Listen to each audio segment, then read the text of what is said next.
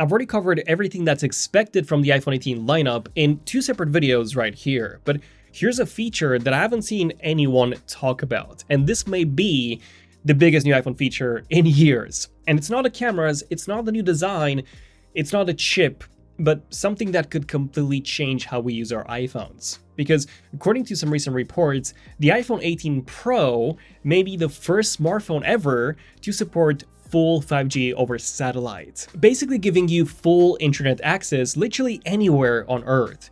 And that's not just emergency features, not just short text messages, but actual everyday internet. So let's break down how this works, why Apple is doing it now, what speeds can we expect, and of course, what this means for the future of the iPhone. But what about the future of wallpapers? Because you may have seen that Marquez announced recently that his own wallpaper app Panels is shutting down. And I'm very sad to hear that. However, Wallpapers is still going, and it is stronger than ever. And that's because we've got close to 2,500 wallpapers and close to 40 talented creators from all around the world that we support and promote in wallpapers. Plus, we've got the highest quality wallpapers of any app out there, 1x1 8K with 250 designs available for free. Oh, and no ads either. So you can check out wallpapers using the link below if you want to support us, the creators, and also get some amazing wallpapers in return. Okay, so right now the iPhones from the iPhone 14 series all the way to the 17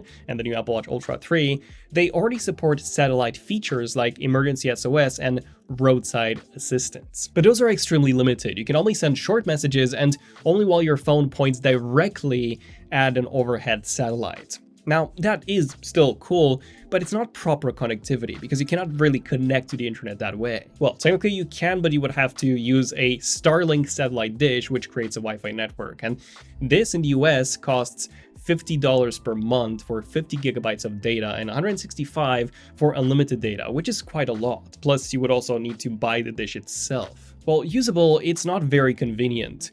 And it would be much more elegant and intuitive to have all of that hardware built into your iPhone. Well, good news, because the iPhone 18 Pro is expected to be the first device that takes this concept to the next level. Apple has reportedly been working with satellite operators for years now, and new reports suggest that they want to bring full data connectivity to iPhones as early as 2026. But why even do it in the first place? Well, according to Mark Gurman, there's actually been a lot of internal debate at Apple about this whole satellite project. Ever since the early days, when it was still codenamed Stewie, some executives have been asking a pretty simple question.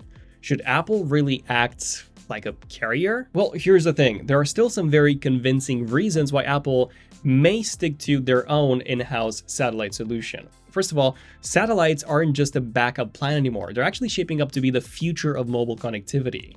And by investing early, Apple puts themselves right at the center of that future instead of waiting around for carriers to define the experience for them. Second, Apple wants full control. By owning the software, the interface, and the whole flow of satellite features, Apple can make sure that everything works exactly the way they want, so that the users get a secure, polished, and seamlessly integrated experience into iOS. And third, this would offer a consistent experience because with carriers like T-Mobile in the US, which are actually pushing for satellite connectivity, well, the rest of the world really isn't. So if Apple wants every iPhone customer, no matter the country, to get the same features, they cannot rely on a single carrier or, multiple slow-moving carriers.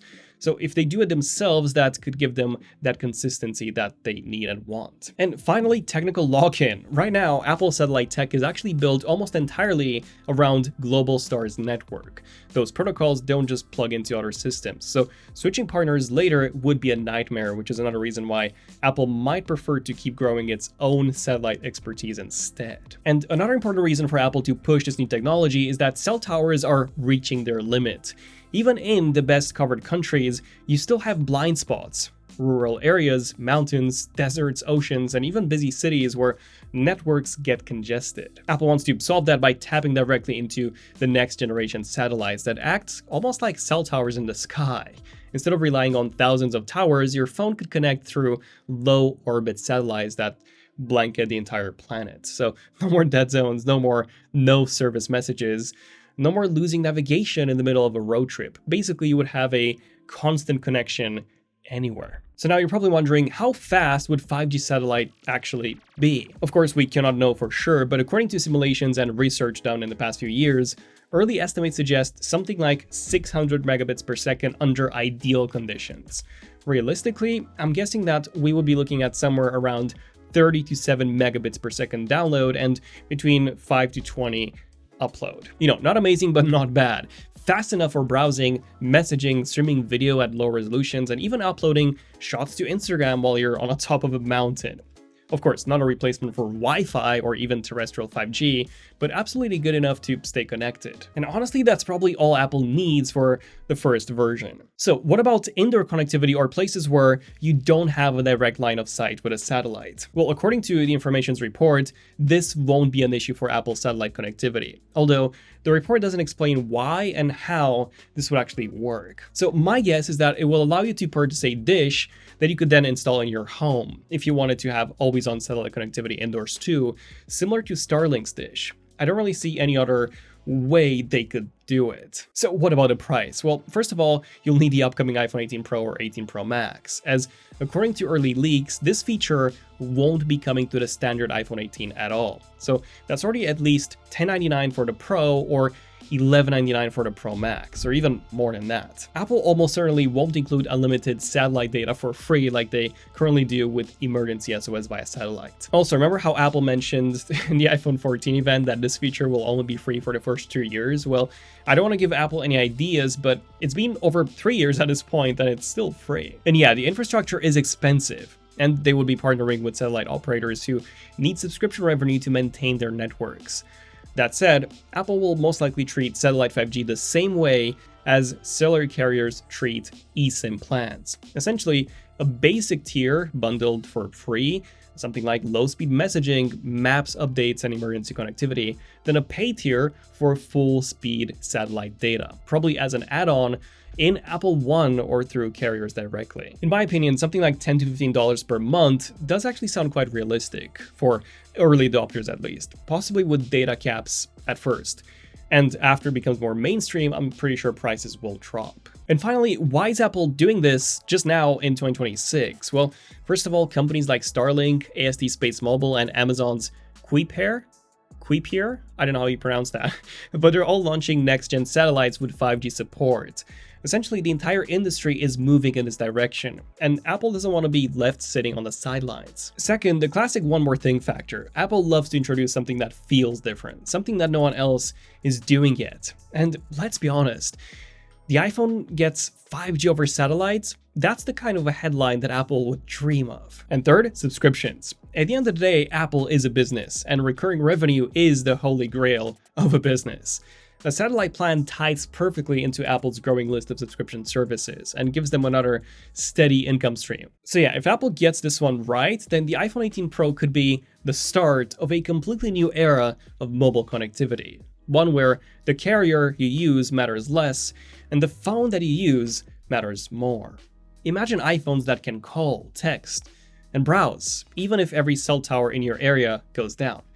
That would feel like the future. And I just love the peace of mind knowing that I've got a constant internet connection, no matter where I am. Sure, my iPhone 17 Pro Max and my Apple Watch Ultra 3, they both have satellite connectivity for SOS. However, iMessage via satellite doesn't actually work in the UK yet. That only works in the US.